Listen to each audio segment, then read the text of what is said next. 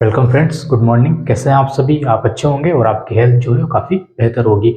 हम ज्योग्राफी को लेकर बात कर रहे हैं और हमने हमारी पिछली क्लास में गलती हो गई थी या कुछ तकनीकी वजह से लास्ट में आवाज़ चली गई थी, तो उसके कारण लास्ट की 2 या 3 मिनट की क्लास हम बिना आवाज़ के चल रही थी। वो तो थोड़ा उसको समझते हैं और आज की हमारी क्लास को उससे आगे कनेक्ट करते हैं।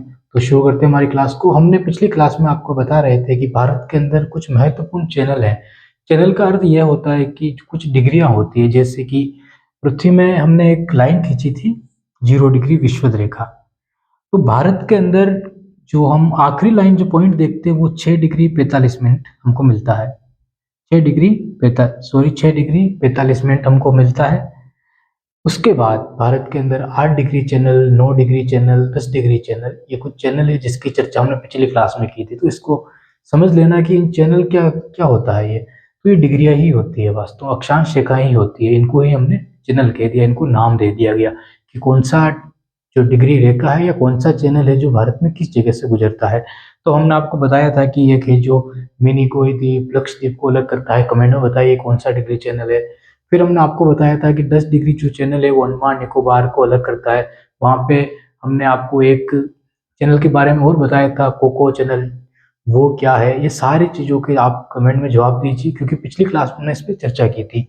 जो छूट गया था जिसमें आवाज़ नहीं आई थी उसको लेकर हम बात कर लेते हैं और आज की हमारी जो क्लास है उसको उसी से कनेक्ट करने की कोशिश करते हैं। समझना है यहाँ पे, ये भारत का आखिरी छोर है और ये भारत का आखिरी छोर है। ये भारत का आखिरी छोर है और भारत का ये आखिरी छोर है। ये भारत की स्थिति को दर्शाता है, ये भारत के विस्तार को दर्शाता है। लेकिन कुछ इंटरेस्टिंग फैक्ट है जो हम आज निकालने की कोशिश करते हैं और इस क्लास को आगे बढ़ाते हैं। इस पॉइंट को देखिए आप यहाँ से। ये जो पॉइंट है ये हमको बताता है कि भारत की जो स्थिति है वो यहाँ तक तटीय सीमा वाली स्थिति है। उसके बाद भारत की थल सीमा लग जाती है, मतलब कि भारत को से जमीन टच करती है। जो बॉर्डर होता है वो बॉर्डर बनना शुरू होता है, लेकिन यहाँ पे कोई बॉर्डर नहीं बनता है। यहाँ पे एक समुंदर है, वो समुंदर भारत की सीमा से टच होता है। तो यही स्थिति इधर देखिए आप, गुजरात के यहाँ पे ये गुहार मोती है जो आखिरी छोर है। यहाँ पे गुजरात के यहाँ से लगाकर पश्चिम बंगाल के इस हिस्से तक भारत की एक तट रेखा बनती है। उसके जस्ट बराबर पर एक कर्क रेखा गुजरती है जो भारत को दो भागों में बांटती है। लेकिन कर्क रेखा इधर से यहाँ पे नहीं गुजरती है। कर्क रेखा गुजरती है वो यहाँ से होकर गुजरती है, मिजोरम तक आती है। मतलब कि पहला छोर यहाँ पे गुजरात होगा और लास्ट जो होगा वो मिजोरम होगा। ठीक है, यहाँ तक भी हमने समझ लिया था। अब समझते हैं आगे। सबसे पहले तो ध्यान से मैप को देखिए और एक चीज को नोटिस कीजिए कि भारत के अंदर कितने पड़ोसी देश हैं जो भारत के साथ सीमा बनाते हैं। किसी ट्रिक को रटने की आवश्यकता नहीं है, बस आपको ध्यान से भारत का मैप देखना है। आपको पता चलेगा कि ये भारत की स्थिति पूर्व में है, तो भारत के साथ कोई ऐसा देश होगा पूर्व में जो भारत के साथ सीमा बनाता होगा। फिर आपको बार बार ये कहा जाता है कि चीन सबसे ज्यादा भारत के ऊपर दबाव डालता है, या जो उसकी फोर्स है वो हमेशा भारत पर हमला करती रहती है। ठीक है, चाहे डोकलाम हो रहा हो, चाहे गलवान हो रहा हो, गलवान घाटी जिसको हम कहते हैं, ये काफी हमारे ऐसे क्षेत्र है जहाँ पे लड़ाइयाँ होने का काफी ज्यादा चांस बन जाता है। तो एक चीन ऐसा देश है जो हमारे यहाँ पे बॉर्डर बनाता है भारत के साथ। उसके बाद आपने बार बार अफगानिस्तान का नाम सुना होगा, तो अफगानिस्तान इस जगह पे बॉर्डर बनाता है। फिर आपने पाकिस्तान का नाम सुना होगा, तो यहाँ पे पिछली क्लास में हमने एक गलती ये कर दी थी कि पाकिस्तान की जो बॉर्डर जो अक्षांश सॉरी अंतर्राष्ट्रीय जो लाइन है उसको रेड क्लिफ तो कहते हैं, लेकिन हमने आपको कह दिया था कि ये 1070 किलोमीटर सीमा बनाती है, लेकिन ये नहीं है। भारत के साथ 3323 वर्ग किलोमीटर सीमा बनाती है ये। फिर भी आप गाइड में देखना है, थोड़ा आंकड़ा चेंज हो सकता है, लेकिन 3323 भारत के साथ बनाती है और 1070 जो है वो राजस्थान के साथ बनाती है। और दोनों ही लाइनों को हम रेड क्लिफ रेखा कहते हैं। उसके बाद अफगानिस्तान सीमा बनाएगा, अफगानिस्तान के बाद चीन सीमा बनाएगा, चीन के बाद ठीक है यहाँ पे नेपाल हो जाएगा, भूटान हो जाएगा, जिसको हम रेड लाइन में दर्शा रखा है। ये अलग देश है, ये अलग देश है। और भारत उसके बाद जो हिस्सा बचता है वो भारत का। तो हम कह सकते हैं कि भारत के साथ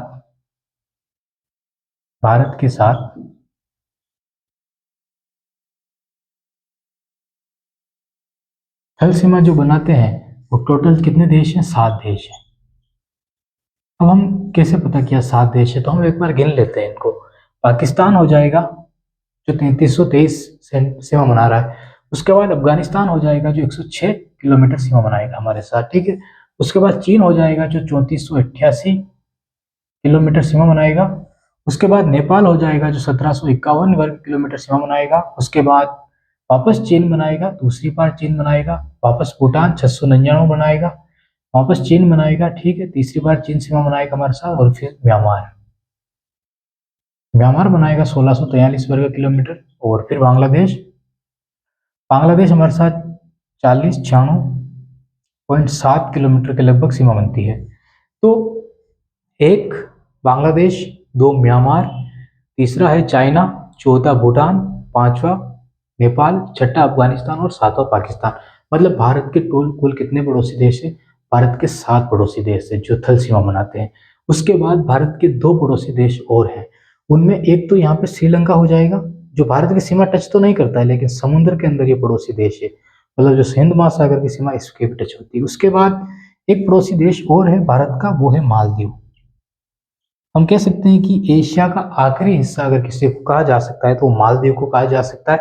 तो भारत के साथ 2 समुद्री देश है जो सीमा बनाते हैं, पड़ोसी देश हैं, और 7 पड़ोसी देश है जो थल सीमा बनाते हैं।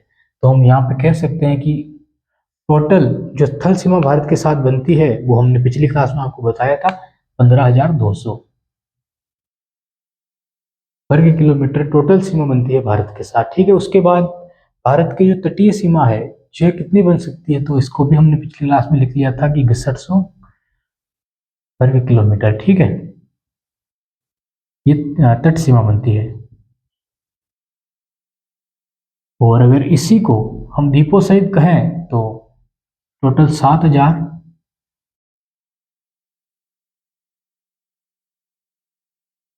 वर्ग किलोमीटर लगभग कुछ सीमा बनती है। तो एक बार गाइड में देख लेता, लेकिन ये है आंकड़ा की तटीय सीमा इतनी बनती है 15,200 सीमा जो बनती है। फिर इनको टोटल करते हैं तो भारत की टोटल प्लस ये सीमा बन जाती है। अब हम पिछली क्लास में यही चीज रह गई थी, अब आगे चलते हैं और आज की हमारी क्लास में शुरू करते हैं। सबसे पहले तो भारत के मैप को ध्यान से देखिए। इसमें आपको क्षेत्रफल के आधार पर अगर सबसे बड़ा राज्य कोई मिलेगा तो वो राजस्थान मिलेगा जो पहले नंबर पर आएगा। राजस्थान भारत का राज्य है जो सबसे ज्यादा सीमा बनाता है, ठीक है। उसके बाद आपको मिलेगा तो मध्य प्रदेश मिलेगा, सीमा नहीं बनाता है मतलब कि सबसे बड़ा ज्यादा क्षेत्रफल रखता है। उसके बाद आपको मिलेगा तो मध्य प्रदेश मिलेगा जो सबसे ज्यादा क्षेत्रफल रखता है। उसके बाद महाराष्ट्र मिलेगा जो सबसे ज्यादा क्षेत्रफल रखता है। और उसके बाद आपको यूपी मिलेगा जो सबसे ज्यादा क्षेत्रफल रखता है। भारत में सबसे ज्यादा क्षेत्रफल वाले अगर कोई राज्य है तो वो ये है। एक बार इनको लिखिए फिर आगे चलते हैं।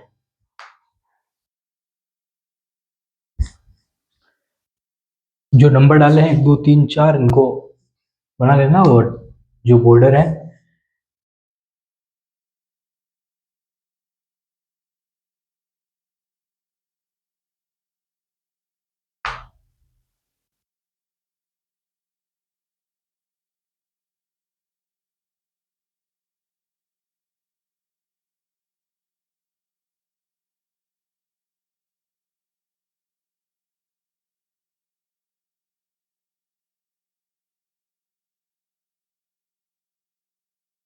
ठीक है, आगे चलते हैं। अब ध्यान से देखना यहाँ पे और समझना हमारे देश को। ये भारत है। अगर हम भारत को एशिया के माध्यम में देखना चाहें तो जो विश्व का हमको मानचित्र मिलता है वो कुछ इस प्रकार का हमको मिलता है। आयताकार मानचित्र हमको मिलता है और जिसमें अगर हम ग्रीनविच रेखा को देखना चाहते हैं कि ग्रीनविच रेखा किस जगह पे स्थित है तो हम एक लाइन इस तरह खींचेंगे तो यहाँ पे 0 डिग्री रेखा हमको मिलेगी, ग्रीनविच रेखा मिलेगी। इस 0 डिग्री रेखा के इधर और इस 180 डिग्री रेखा के इधर बीच में हमको पूरा एशिया महाद्वीप मिलता है, ठीक है। यहाँ पे स्थिति आप जब विश्व का मानचित्र देखते हो आपके सामने ये मानचित्र, ध्यान से देखो। ये हमारा देश है भारत यहाँ पे, और ये 0 डिग्री विश्व रेखा जो हमने खींची इसके इधर और 180 डिग्री रेखा ये जिसके इधर बीच में हमको एशिया महाद्वीप मिलता है। अब ध्यान से एक चीज नोटिस करना, हम ये कहते हैं कि भारत एशिया महाद्वीप के केंद्र में स्थित है। तो आपके सामने क्वेश्चन उठता है कि केंद्र में कैसे हो सकता है। जैसे कि पृथ्वी है हमारी, है पृथ्वी के केंद्र में कोई चीज होगी तो इस तरह होगी, लेकिन हम कहते हैं कि जो भारत है वो एशिया महाद्वीप में एक केंद्र में स्थिति बताता है अपनी। तो कैसे बता सकता है? या तो इस तरह हो सकती है चीज या फिर वो इस तरह हो सकती है यहाँ पे। ये दोनों ही केंद्रीय स्थिति है। अब यहाँ पे ध्यान से देखिए कैसे हो रहा है। भारत की स्थिति एशिया महाद्वीप में इस जगह पे है, ठीक है। जब भारत हम देखते हैं एशिया महाद्वीप का जो वर्ल्ड का मैप जो हम देखते हैं तो हमको स्थिति भारत की इस जगह मिलती है, देखो बिल्कुल दक्षिण में। तो ये दक्षिण हिस्सा तो है, लेकिन इधर से और इधर से जब हम देखेंगे तो बीच केंद्र यहीं पे आएगा, तो भारत एक हिसाब से केंद्र में स्थित है। लेकिन एक चीज और ध्यान से नोटिस कीजिए, यहाँ पे जो महासागर मिलता है, ये महासागर हमको यहाँ पे नहीं मिलता है, किसी भी जगह पे महासागर नहीं मिलता है। इसलिए हम कहते हैं कि जो भारत की स्थिति वो काफी महत्वपूर्ण हो जाती है। तो भारत के इस जगह भी समुद्र है और इस जगह भी समुद्र है, ठीक है। जो भारत पूरे एशिया महाद्वीप में, भारत ही एक ऐसी जगह है जो एशिया महाद्वीप के केंद्र में स्थित है, जिसके समुद्री सीमा टच करती है। और केंद्र में होने के कारण, अब ध्यान से देखना, यहाँ पे अरब देश आएंगे, ठीक है, यहाँ पे यूरोप भी होंगे, यूरोप भी होगा। मतलब यूरोप के विकसित देश जो है भारत के किस दिशा में स्थित है, पश्चिमी दिशा में स्थित है। इधर ध्यान से देखिए, आपको ऑस्ट्रेलिया मिलेगा, जापान मिलेगा, चाइना मिलेगा और वियतनाम मिलेगा। तो कुछ महत्वपूर्ण देश भारत के इधर स्थित है, कुछ महत्वपूर्ण देश भारत के इस तरफ स्थित है, ठीक है। अब इसी को मैप में देखते हैं हम। ये है एशिया महाद्वीप, पूरा जो इलाका आपको दिख रहा है एशिया महाद्वीप। अब आपको पता है यूरोप और एशिया अलग अलग हैं। भारत के इधर से जब हम चलेंगे तो यूरोप में पहुंचेंगे, भारत से इधर हम चलेंगे तब भारत पूर्वी एशिया में पहुंचेंगे, इधर जब जाएंगे तो पश्चिमी एशिया में पहुंचेंगे, ठीक है। ऐसी स्थिति बनती है।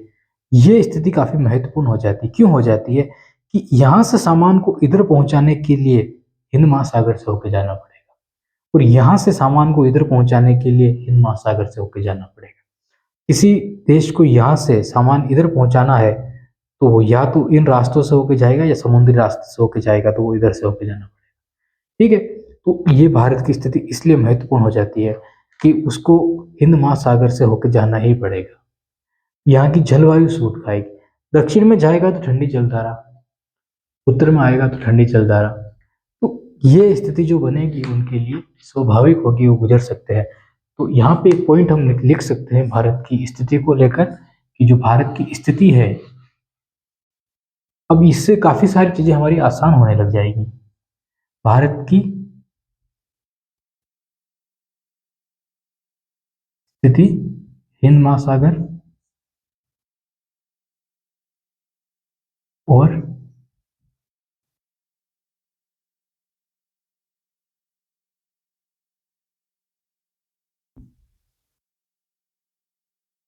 केंद्र में, भारत की स्थिति हिंद महासागर और एशिया के केंद्र में। यहाँ पे तीन चीजें नोटिस करना।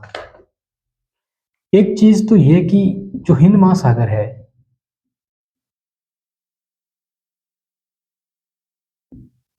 जो हिंद महासागर है वो पहला ऐसा महासागर है जिसका नाम भारत के ऊपर रखा गया है, मतलब कि हिंदुस्तान के ऊपर इसका नाम रखा गया है। तो यहाँ पे एक चीज होती है कि हिंद महासागर का नाम ये रखना मतलब भारत का प्रभुत्व बता रहा है, कि भारत का जो प्रभाव है हिंद महासागर पे वो कितना बढ़ रहा है, इसके कारण इसका नाम हिंद महासागर रखा गया।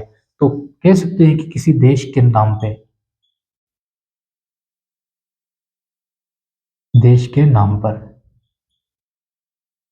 ठीक है, किसी देश के नाम पर। दूसरी स्थिति बनती है हिंद महासागर को लेकर ही, कि भारत को भारत को भारत को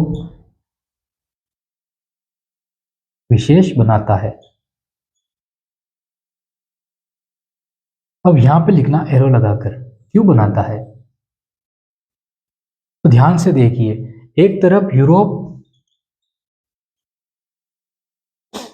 एशिया, कौन सा एशिया? पश्चिमी एशिया स्थिति बनती है। अरब सागर भी, अरब सागर नहीं, अरब देश भी लिख सकते हो, क्योंकि पहले अरब देश आएंगे फिर यूरोप आएगा, तो आप अरब देश भी लिख सकते हो। अरब देश यूरोप पश्चिमी एशिया को जोड़ने का काम करेगा। यहाँ पे ऑस्ट्रेलिया, वियतनाम, चीन या फिर जापान, और भी काफी सारे देश हैं। आप सारे देश अगर वर्ल्ड का जब महाद्वीप जो मानचित्र आप देखोगे, देखना यहाँ पे, या ऑस्ट्रेलिया हो जाएगा, चीन इसके ऊपर हो जाएगा, जापान इधर हो जाएगा। तो ये जो स्थिति भारत के इधर बन रही है, इसमें जितने भी सारे देश है वो हिंद महासागर से उनका जुड़ाव होगा ही होगा, और उनके केंद्र में स्थिति जो बन रही है भारत की बन रही है, ध्यान से देख सकते हो। दूसरी चीज, इधर जो स्थिति बन रही है वो स्थिति देख लीजिए आप किसकी बन रही है, यूरोप की, एशिया की। तो भारत इसलिए केंद्र में महत्वपूर्ण हो जाता है। क्वेश्चन बन सकते हैं कि हिंद महासागर का महत्व क्या है, तो ये महत्व, तो आप इस पॉइंट को लिखिए फिर हम आगे चलते। लेकिन एक चीज और लिख लेना यहाँ पे हिंद महासागर को लेकर ही, कि भारत के, देखो भारत का चाहे व्यापार रहा हो, चाहे ग्रंथ रहे हो, चाहे काफी सारी जो गांधार शैली आप देखते हो, ठीक है, वो कहाँ से आई, गौतम बुद्ध की, यूनान की मूर्तियां कहाँ से आई, ये सारी चीजें कहाँ से आई, हमको जब रास्ते मिलेंगे तब पता चलेगा। तो भारत के एक रास्ते तो हमको हिमालय में मिलते हैं, दूसरे रास्ते हमको हिंद महासागर में मिलते हैं जो समुद्र रास्ते हैं। तो एक बार लिख लीजिए फिर आगे चलते हैं।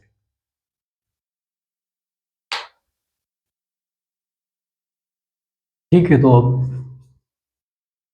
आगे चलते हैं ध्यान से। अब अगर लिख लिया हो तो अब ध्यान से देखना और समझना। ये भारत है हमारा, ठीक है। मान लो कि एक देश है, ये कोई देश है, ठीक है, मान लीजिए ये देश है, इसके चारों तरफ बाउंड्री ही बाउंड्री है। बाउंड्री का मतलब है कि इसके टच में सारे पड़ोसी देश, सब पड़ोसी देश है, कोई समुद्री सीमा नहीं है, ठीक है। इसको हर तरफ नजर रखनी पड़ेगी, हर तरफ नजर रखनी पड़ेगी इसको, और काफी मुश्किल हो जाएगा कि कहीं से भी हमला हो सकता है। इस मामले में भारत काफी खुश नसीब है या काफी अच्छा है। देखना यहाँ पे, यहां से लगा के यहां तक की स्थिति तो हिमालय की आ जाती है। तो मतलब यहां से हमला होना तो काफी मुश्किल है, और हमला होगा तो वो तंग रास्ते होंगे जहां से ही सीमाएं सेनाएं आ पाएगी, तो वहां पे भारतीय सेना पहले ही खड़ी रहेगी, तैयार रहेगी। तो इतने सारे रास्ते मिल नहीं सकते, इसीलिए हम फिक्स कर रखे हैं, डोकलाम हो गया, कारगिल हो गया, ये काफी सारे रास्ते जो है ये फिक्स है कि हाँ यहीं से आ सकते हैं, बाकी और जगह से नहीं आ सकते, ठीक है। तो ऊपर के काफी सारी बॉर्डर हमारी पहले ही हिमालय के द्वारा पैक हो चुकी है, आके यहाँ से हमला हो ही नहीं सकता है।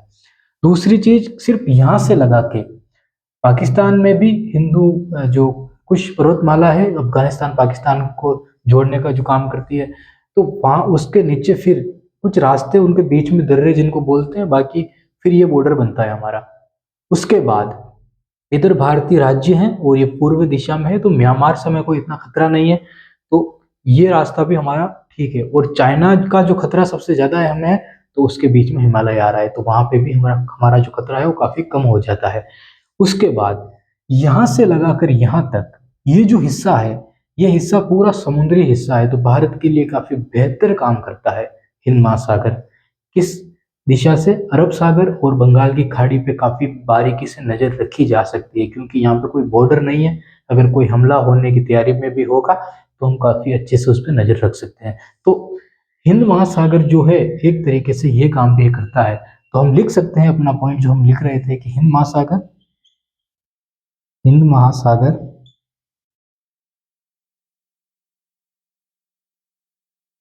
ठीक है। अब आप पॉइंट लिख लेना आगे, हिंद महासागर दक्षिण समुद्र, ठीक है, समुद्र में स्थित है। तो बंगाल की खाड़ी, हिंद महासागर में स्थित बंगाल की खाड़ी और अरब सागर, दोनों ही भारतीय जो नजर है, सेना की नजर है, वो रख सकते हैं, तो काफी खतरा हमारे ऊपर कम हो जाता है। तो इस हिसाब से आप इस लाइन को लिख लेना, फिर आगे चलते हैं।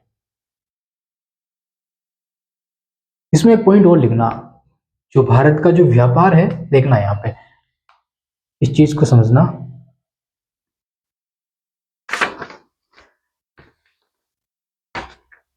इसको ध्यान से देखना और समझना। ये भारत है। अब आप स्वेज नहर, एक स्वेज नहर का नाम आता है, स्वेज नहर 1869 में इसको चालू कर दिया गया, ठीक है, खोल दिया गया, मतलब बंद थी जो खोल दिया गया इसको। अब ध्यान से समझना,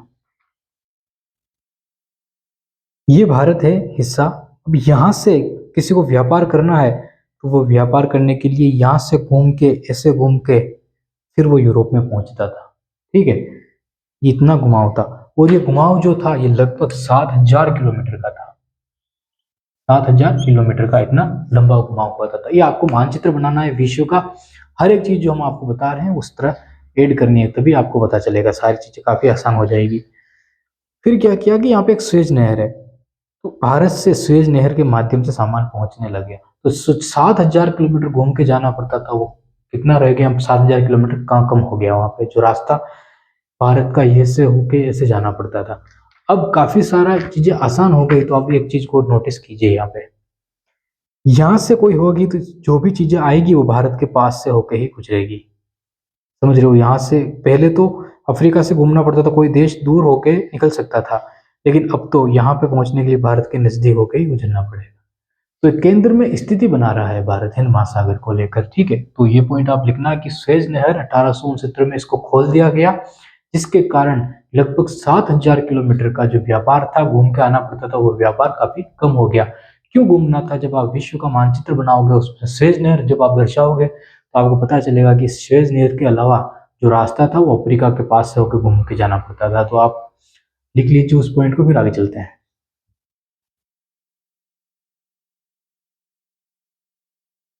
अब हम थोड़ा हिस्ट्री की बात करते हैं, थोड़ा इतिहास की हम बात करते हैं, भारत जियोग्राफी को लेकर, जियोपॉलिटिक्स को लेकर, ताकि और स्थितियां काफी बेहतर हो जाए। तो ध्यान से सुनना यहाँ पे और समझना इस चीज को कि भारत क्यों महत्वपूर्ण हो जाता है इतिहास को लेकर, और क्यों इतना महत्वपूर्ण रहा है हमारा देश। विश्व का मानचित्र आपके पास होना चाहिए, बना हुआ होना चाहिए, और उसमें जो महाद्वीप है, कम से कम महाद्वीप तो आपके लिखे हुए होने चाहिए। ब्रिटेन कहाँ पे स्थित है, ब्रिटेन होना चाहिए, क्योंकि काफी सालों तक हमारे ऊपर उसने राज किया है, उपनिवेश बना के रखा है। ऐसे महत्वपूर्ण चीजें जो इतिहास में आपके काम आए, पॉलिटिक्स में आपके काम आए, या फिर जो कॉन्स्टिट्यूशन है उसमें आपके काम आए, सारी चीजों का एक ब्यौरा तो आपके पास होना ही चाहिए, ताकि आपको ये तो पता चले कि उनकी स्थिति कहाँ पे है। तो यहाँ पे आगे चलते हैं।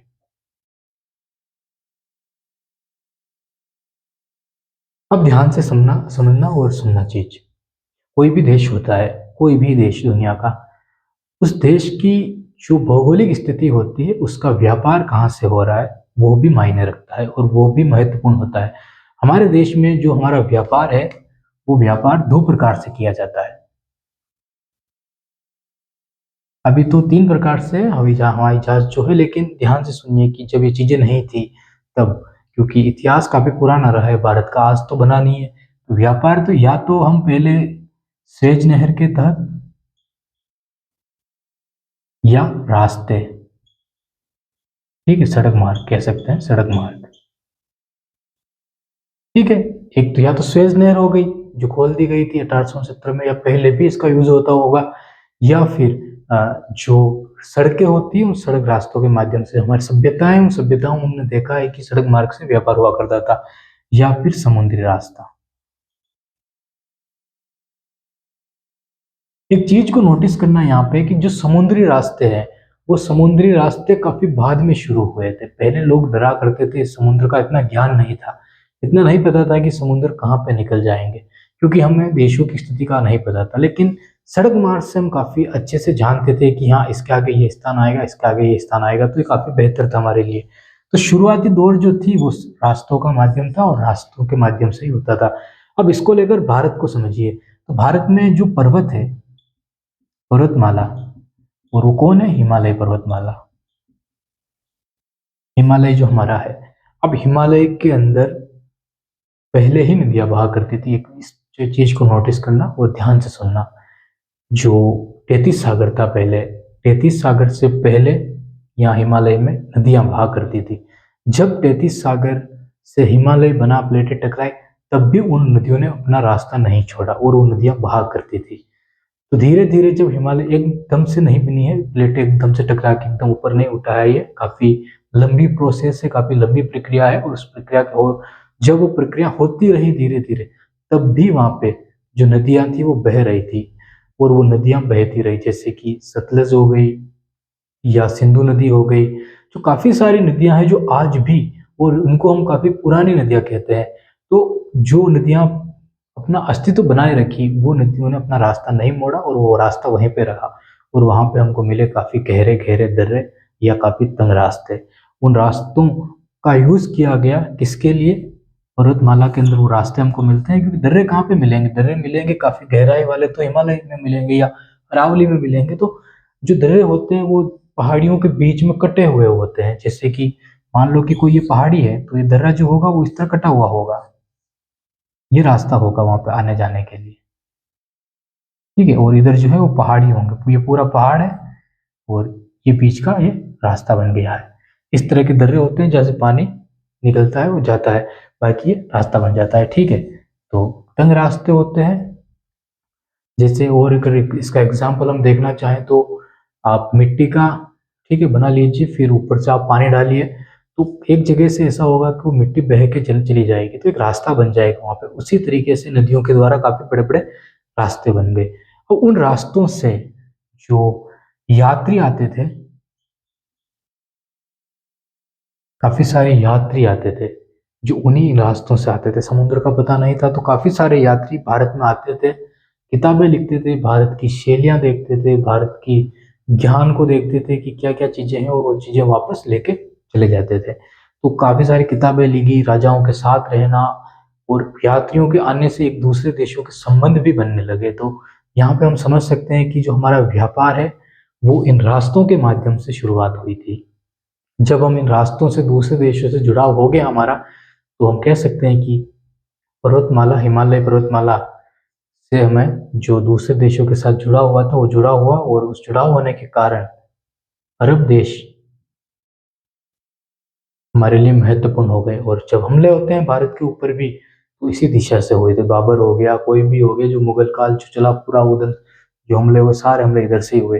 कभी नहीं देखा कि यहाँ से हमले हो रहे हैं, कभी नहीं देखा कि यहाँ से हमले हो रहे हैं। हमें इतिहास में उज्बेकिस्तान, ठीक है, जो बाबर की जो पूरी कहानी मिलती है वो सारी चीजें इधर से ही आते हुए मिलती है। वो ना तो इधर से आ रहे हैं ना इधर से आ रहे हैं, वो सारी चीजें इधर से ही आ रही है, क्योंकि यही एक रास्ता है भारत का जो बचा हुआ है। अगर हिमालय पर्वतमाला ऐसे घूम जाती तो भारत बिल्कुल सेफ हो जाता। यहाँ पे लगता है कोई नहीं आ पाता फिर। तो अरब देश हो गया, पर्वतमाला हो गई, फिर काफी आगे चल के अंग्रेज आए थे, पुर्तगाली आए थे, वो समुद्री मार्गों से आए थे। तो हम ये कह रहे हैं कि शुरुआत में इसका ज्ञान था, समुद्री रास्तों का ज्ञान काफी हमको बाद में चला था, ठीक है। तो यहाँ तक हो गया। तो यात्री जो आए वो अरब देशों में व्यापार जो शुरुआत हुई थी हमारी वो हो गया। उसके बाद समझना, यूनानी मूर्तिकला की हम बात करते हैं।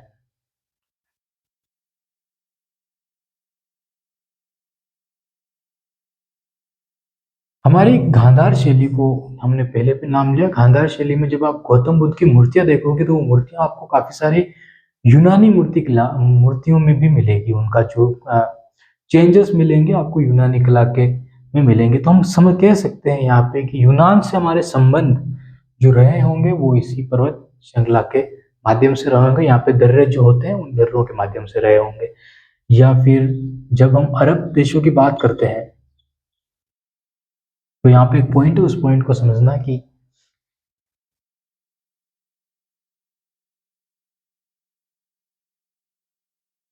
जो वास्तुकला थी उस वास्तुकला को लेकर हम बात करते हैं अरब देशों के अंदर। तो समझना वास्तुकला,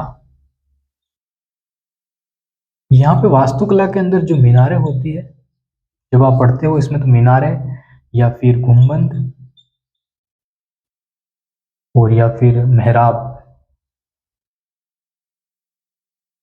ये शब्द जो है ये काफी महत्वपूर्ण। मुगल जो काल था, पूरा मुगल कला में आप समझ सकते हो कि सारी चीजें बनाने का कितना शौक था। ताजमहल बनाया उन्होंने, उन्होंने मीना कुतुब मीनार बनाई, ठीक है, कितने सारे गुंबद हमको मिलते हैं। तो अलग अलग ये प्रणालियां जो मिल रही थी ये भारत से काफी हटके थी, ये नई संस्कृतियां थी जो आ रही थी भारत के अंदर। ये कहाँ से आ रही थी?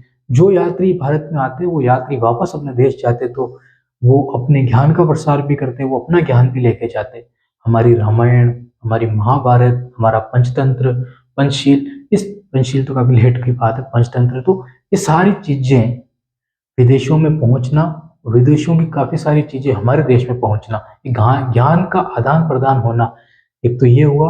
और दूसरी चीज व्यापार का आदान प्रदान हुआ। तो इधर तो हमें ज्ञान का आदान प्रदान मिला, दो पॉइंट हमारे बन गए, ज्ञान और व्यापार। तो पॉइंट बनाना, भारत में ज्ञान का आदान प्रदान, ज्ञान और व्यापार का आदान प्रदान।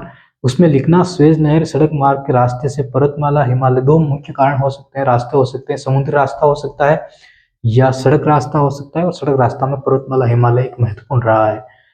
जो ज्ञान मिला है यूनानी मूर्तिकला, तो अरब देश, ठीक है, ये तो ये होगी वास्तुकला।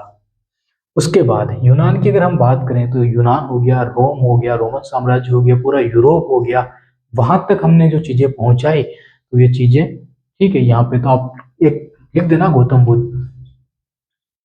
गौतम बुद्ध, गौतम बुद्ध लिख देना, ठीक है। यूनानी मूर्ति, गौतम बुद्ध की यूनानी मूर्तियां मिली है काफी सारी, तो उससे हमें पता चल जाता है। अब यहाँ पे देखना, व्यापार के अंदर थोड़ा बहुत हमको लिखना पड़ेगा। तो हमारा मलमल हो गया, ठीक है। रेशम हो गया, ठीक है। कपास हो गया, सूती लिख, कपास लिख देते हो, कपास हो गया, ठीक है। मसाले हो गए।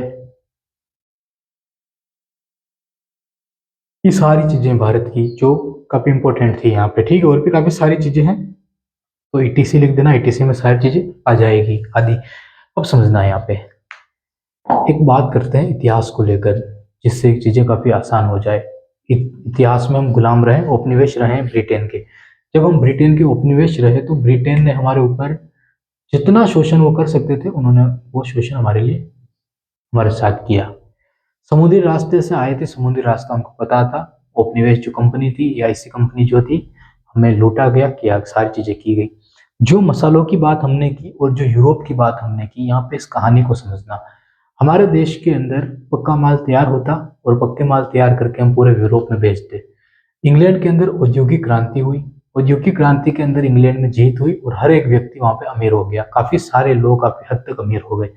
जब सारे इतने सारे लोगों का अमीर हो गए, तो क्या हुआ कि, और उसी वक्त आपको पता है कि कंपनी का एकाधिकार समाप्त किया गया भारत के अंदर 1858 में।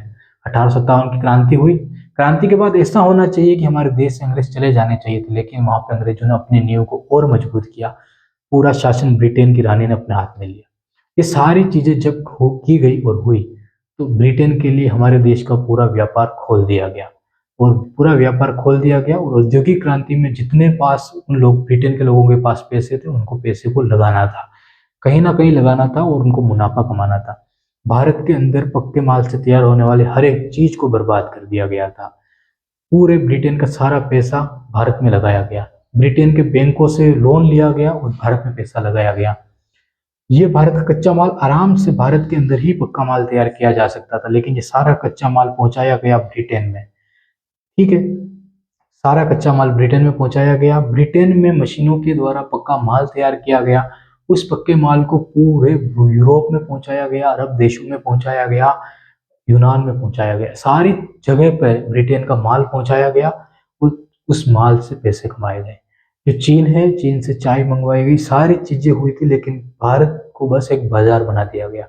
आज हमारे देश में जो अमेरिका 500 बिलियन का कह रहा है कि आप हमसे सामान खरीदिए, यही स्थिति ब्रिटेन ने हमारी कर दी थी। लेकिन आज हमारी सरकार संप्रभु है, कि उसने समझौता किया है, हमने सामने समझौता हुआ है, लेकिन उस वक्त हम संप्रभु नहीं थे, हम एक औपनिवेश थे। औपनिवेश के चलते हम सिर्फ उनकी बात मान सकते थे और कुछ भी नहीं कर सकते थे। लेकिन आज हम संप्रभु हैं, आज चाहे तो उस डील को हम रद्द भी कर सकते हैं, कुछ भी कर सकते हैं, लेकिन उस वक्त हम कुछ भी नहीं कर सकते थे। तो ये चीज, ये जो मसाले कहाँ पे जा रहे थे, यूनान में जा रहे थे। अब इस चीज को समझना, ये वास्तुकला, ये ज्ञान का क्षेत्र तो काफी पुराना है, लेकिन ये व्यापार, समुद्री रास्ते, ये इसका सबसे भरपूर फायदा अगर किसी ने उठाया है, तो ब्रिटेन की सरकार ने हमारे साथ उठाया है।